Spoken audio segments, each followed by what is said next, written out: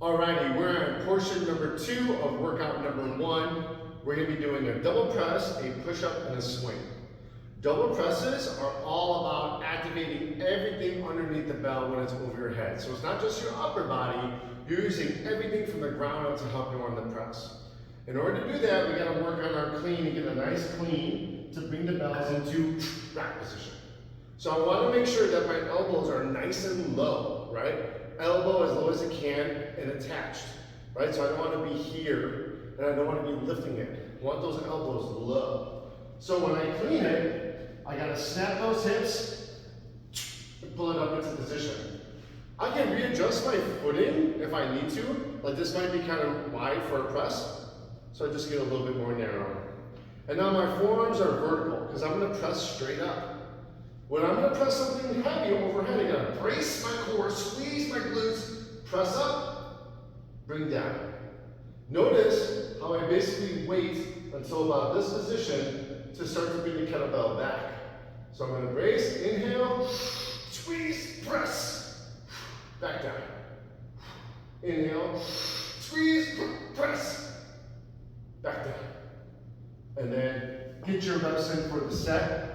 Make sure that the kettlebell is in a good overhead position, meaning the arm is pulled to the back of the socket, not in front of you. You want to stack your joints to have the most optimal position that you can.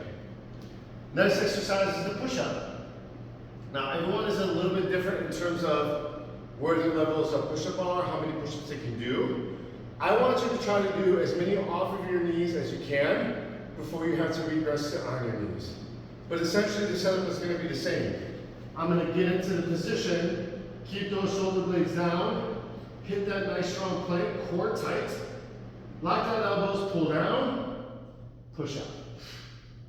Pull down, push up. Lock out. Keep the shoulders away from the ears and keep the core tight. Do the reps that are stated for the set. If you need to regress, meaning you need to drop down to the knees, look at the position here, I pull down. But here, it's the same. All the things stay the same. The only difference there is I'm on my knees. You can get a lot of strength by building volume on those ones off your knees, but eventually, even if you do one off of your knees, start doing one becomes three becomes 5, and before you know it, you're doing a whole bunch of sets off of your knees. So let's focus on getting good form on those push-ups. And the last exercise is going to be our swing. So we warmed up that posterior chain with those deadlifts. In part 1, we're all fired up. Now we can be explosive. Instead of being over the bell, I'm going to keep that core tight, hinge the hips, grab that kettlebell, pack that shoulder down, snap.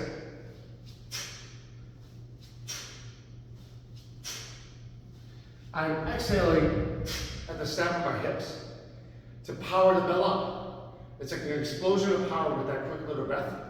And at the top, just like my deadlift, my glutes are squeezed, my quads are squeezed, my core is tight and I'm tall.